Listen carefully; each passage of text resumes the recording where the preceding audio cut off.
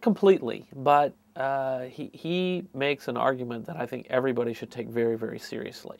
And just to summarize it in my own words as best that I can, what he talks about is how, you know, fabulous and amazing and wonderful the radical openness of the internet platform is, but also all of the amazing problems that we have to put up with because of it. Problems from spam is one of the most notorious, but viruses, people hijacking computers.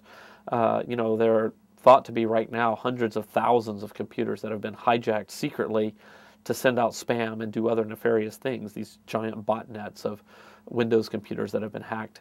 That's troubling, and what he suggests is that it's people are going to get fed up with it, and they're going to actually start demanding devices that are more locked down. And so things like your iPhone, you know, it's a pretty locked down platform, and there's not a whole lot you can do with it.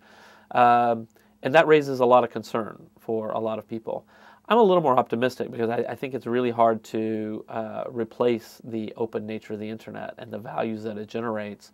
And any kind of closed network system is going to be so limited that it can't really compete. But I do think it's something that we need to be pretty vigilant about, to really, and in part I think we need to be not too,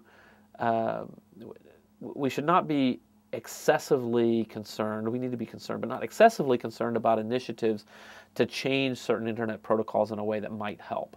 I mean, one of the things right now is that we've struggled for many, many years with the spam problem, and it doesn't seem to be getting any better. It gets, for me personally, it seems to go in waves. It gets better for a while when I upgrade my filtering software, and then it gets bad again.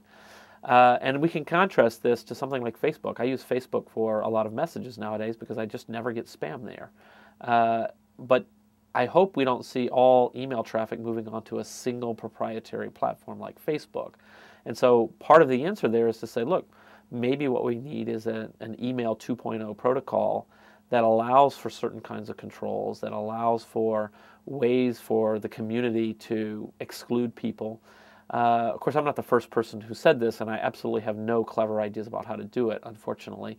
But if somebody had such an initiative, I think it'd be wise to look at it and support it and say, look, yeah, actually what we need is a neutral platform. Lots of different people can participate in. It's just as open as email, and it's not bound to one vendor, and yet it actually works for a change instead of being a complete, you know, disaster like email is. So.